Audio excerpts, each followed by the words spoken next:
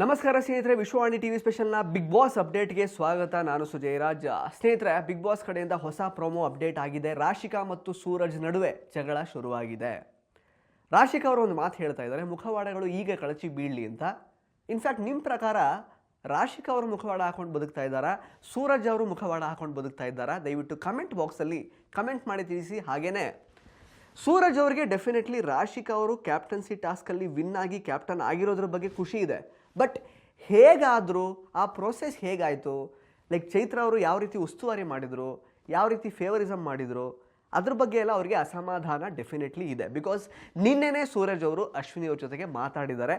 Because Rashika ಅವರು captaincy ಟಾಸ್ಕ್ನ perform ಮಾಡುವಾಗ ಅವ್ರದ್ದು ಏನು ಕೋಳಿ ಕಾಲಿಗೆ ಕಟ್ಟಿರ್ತಾರಲ್ಲ, ಆ ಕೋಳಿ ಸೌಂಡೇ ಮಾಡ್ತಿರ್ಲಿಲ್ಲ ಕರೆಕ್ಟಾಗಿ. ಸೌಂಡೇ ಕೇಳಿಸದೇ ಇರುವಾಗ ಸೂರಜ್ ಅವರು ತುಂಬ ಸಲ ಹೇಳಿದ್ದಾರೆ, ನನಗೇನು ಕೇಳಿಸ್ತಾ ಇಲ್ಲ ಅಂತ. ಸೊ ಚೈತ್ರ ಅವರು ಅವಾಗ ಯಾವುದೇ ಆ್ಯಕ್ಷನನ್ನು ತಗೊಂಡಿಲ್ಲ. ಒಂದೇ ಒಂದು ಸಲ ಮಾತ್ರ ರಾಶಿಕಾ ಅವರಿಗೆ ಪಾಸ್ ಕೊಟ್ಟಿದ್ದಾರೆ, ಬಿಟ್ಟರೆ ಆ ಕಾಲಿಗೆ ಕಟ್ಟಿರುವಂತಹ ಕೋಳಿಯನ್ನು ಸರಿ ಮಾಡುವಂತಹ ಪ್ರಯತ್ನವೇ ಮಾಡಲಿಲ್ಲ. ಸೊ ಎಲ್ಲೋ ಒಂದು ಕಡೆ ಅದ್ರ ಬಗ್ಗೆ ಅಸಮಾಧಾನ ಇದೆ. ಇಲ್ಲಿ ತನಕ ನೀವೆಲ್ಲ ನೋಡ್ಕೊಂಡು ಬಂದಿರೋ ಹಾಗೆ ಸೂರಜ್ ಅವರು ಸ್ವಲ್ಪ ಎಲ್ಲಿ ಅಂದರೆ ನ್ಯಾಯ ಇರುತ್ತೋ ಅದ್ರ ಪರವಾಗಿ ನಿಂತಿದ್ದಾರೆ ಇಲ್ಲಿವರೆಗೂ ಕೂಡ. ಎಲ್ಲೂ ಕೂಡ ನಮ್ಗೆ ಯಾರೋ ಒಬ್ಬರು ವ್ಯಕ್ತಿ ಇಷ್ಟ ಆಗಿದ್ದಾರೆ ಅಂದ ತಕ್ಷಣ ಅವರಿಗೆ ಫೇವರಬಲ್ ಆಗಿ ಆಡುವಂಥದ್ದು ಅದನ್ನೆಲ್ಲ ಮಾಡಿಲ್ಲ ಸೂರಜ್ ಅವರು ಇಲ್ಲಿ ತನಕ. ಸೂರಜ್ ಅವರಿಗೆ ಡ್ಯುಯಲ್ ಶೇಡೆಡ್ನೆಸ್ ಎಲ್ಲೂ ಇಲ್ಲ. ರಾಶಿಕಾ ಅವ್ರನ್ನ ಒಳ್ಳೆ ಫ್ರೆಂಡ್ ಅಂತ ಕನ್ಸಿಡರ್ ಮಾಡ್ತಾರೆ. ರಾಶಿಕಾ ಅವ್ರ ಜೊತೆಗೆ ಒಳ್ಳೆ ಬಾಂಡ್ ಇದೆ ಕೂಡ.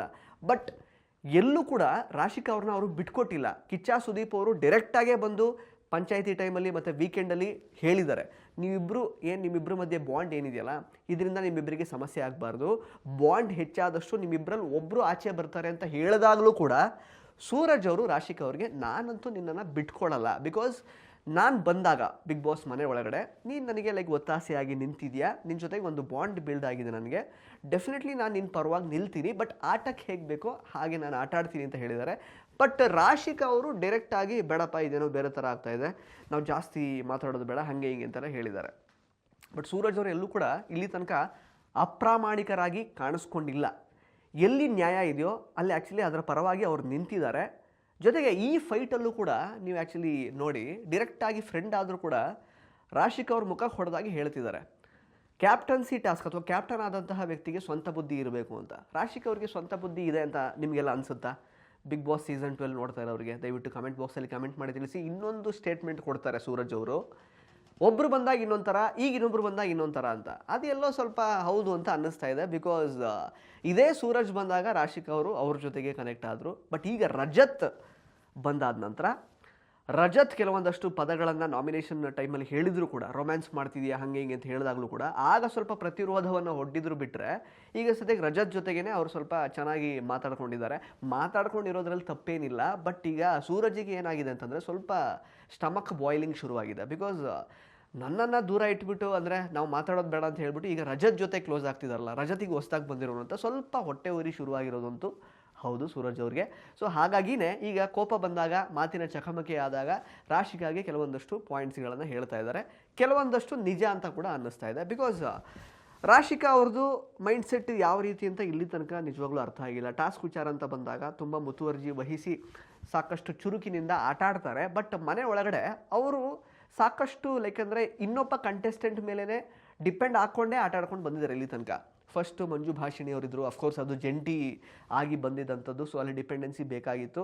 ಬಟ್ ಹೋಗ್ತಾ ಹೋಗ್ತಾ ಅಂದರೆ ಸೂರಜ್ ಅವ್ರು ಬಂದಾಗ ಸೂರಜ್ ಮೇಲೆ, ಆಮೇಲೆ ಮಧ್ಯದಲ್ಲಿ ರಿಷಾ ಬಂದಾಗ ರಿಷಾ ಮೇಲೆ, ಸೂರಜ್ ಅವ್ರ ಜೊತೆಗೆ ಜಗಳ ಆದಾಗ ಆ ಥರದ್ದೆಲ್ಲ ಒಬ್ಬರ ಮೇಲೆ ಡಿಪೆಂಡ್ ಆಗಿಯೇ ಆಟ ಆಡ್ಕೊಂಡು ಬಂದಿದ್ದಾರೆ. ಡಿಪೆಂಡ್ ಆಗೋದು ತಪ್ಪ? ಹಾಗಾದರೆ ತಪ್ಪಲ್ಲ. ಬಟ್ ಆದರೆ ಅವರ ಡಿಸಿಷನ್ಸ್ ಚೇಂಜ್ ಆಗ್ತಿರುತ್ತೆ.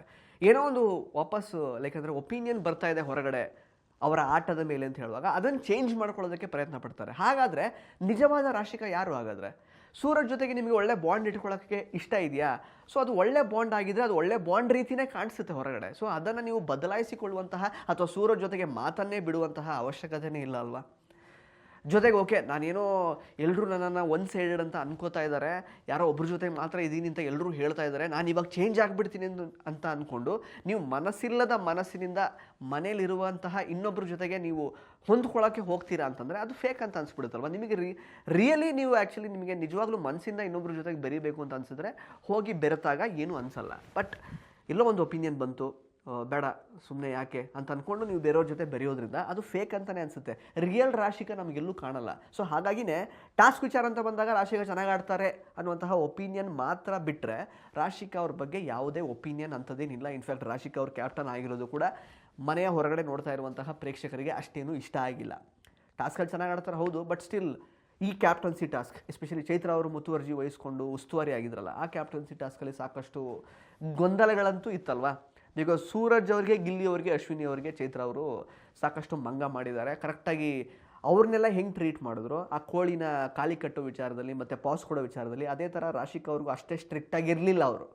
ಸೊ ಹಾಗಾಗಿ ಹೊರಗಡೆ ನಾವು ನೋಡ್ತಾ ಇರುವಂತಹ ಪ್ರೇಕ್ಷಕರಿಗೂ ಕೂಡ ರಾಶಿಕಾ ಈ ಸಲ ಕ್ಯಾಪ್ಟನ್ ಆಗಿರೋದು ಅಷ್ಟೇನು ಇಷ್ಟ ಇಲ್ಲ. ಬಟ್ ಫೈನ್, ಈಗ ಹೋಗಾಗಿದೆ. ಬಟ್ ಈಗ ಸೂರಜ್ ಅವರು ಹಾಗಂತ ಅವರು Rashika okay friend as a friend captain ಆಗಿರೋದು ಖುಷಿ ಇದೆ ಅವರಿಗೆ. ಬಟ್ ಕ್ಯಾಪ್ಟನ್ ಆಗಿರೋ ಪ್ರೊಸೀಜರ್ ರೀತಿ ಬಗ್ಗೆ ಅವರಿಗೆ ಅಸಮಾಧಾನ ಇದೆ.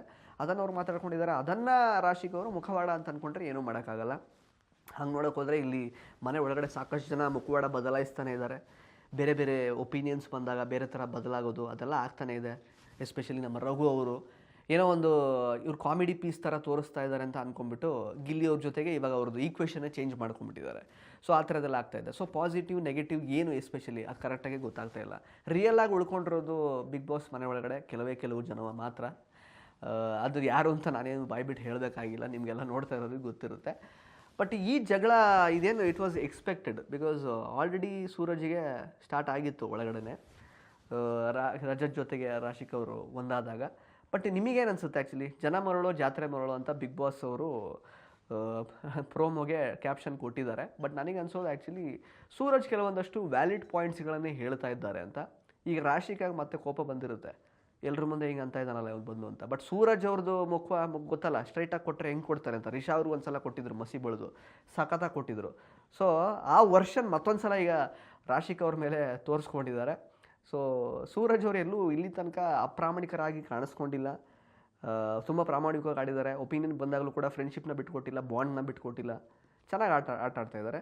ಒಟ್ಟಿನಲ್ಲಿ ನಿಮಗೆ ಟೋಟಲ್ ಆಗಿ ರಾಶಿಕಾ ಸೂರಜ್ ಜಗಳದ ಬಗ್ಗೆ ಏನು ಅನಿಸ್ತು ಅಂತ ಕಮೆಂಟ್ ಬಾಕ್ಸಲ್ಲಿ ಕಮೆಂಟ್ ಮಾಡಿ ತಿಳಿಸಿ. ಆ್ಯಂಡ್ ಮೋಸ್ಟ್ ಇಂಪಾರ್ಟೆಂಟ್ಲಿ ಕಿಚ್ಚನ ಪಂಚಾಯಿತಿ ಇವತ್ತು ಕಿಚ್ಚ ಸುದೀಪ್ ಅವರು ಯಾವ ವಿಷಯದ ಬಗ್ಗೆ ಈ ಸಲ ಕ್ಲಾಸ್ ತಗೊಳ್ಬೇಕು ಅನ್ನೋದ್ರ ಬಗ್ಗೆ ದಯವಿಟ್ಟು ಕಮೆಂಟ್ ಮಾಡಿ ನಿಮ್ಮ ಒಪಿನಿಯನನ್ನು ತಿಳಿಸಿ. ಬಿಕಾಸ್ ಸಾಕಷ್ಟು ಟಾಸ್ಕ್ ವಿಚಾರದಲ್ಲಿ ಗೊಂದಲಗಳು ಸುಮಾರು ಆಗಿದೆ. ಚೈತ್ರ ಅವ್ರ ಕಡೆಯಿಂದ ಸಾಕಷ್ಟು ಎಡವಟ್ಟಂತೂ ಆಗಿದೆ.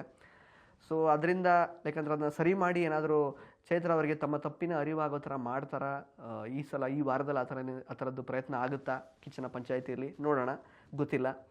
ನೋಡ್ತಾ ಹೋಗಿ. ಸೊ ನೆಕ್ಸ್ಟ್ ಅಪ್ಡೇಟ್ಗೆ ಕಾಯ್ತಾ ಇರಿ. ಧನ್ಯವಾದಗಳು.